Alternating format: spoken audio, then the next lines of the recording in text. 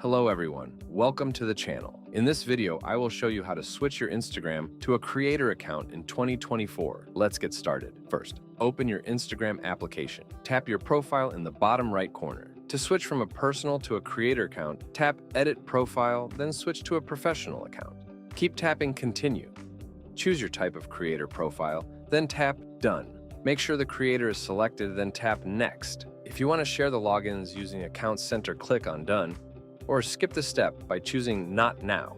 It's now a creator account, and you can tap the X and use the account. If you currently have a business account, click on Professional Dashboard, then the gear icon.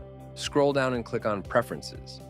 Then scroll down again and click on Switch Account Type. Choose Switch to Creator Account, and click on Switch. Your account is now a creator account. That's how you can switch your Instagram account to a creator account. If you found this tutorial helpful, please make sure to leave a like and subscribe to the channel. Thanks for watching.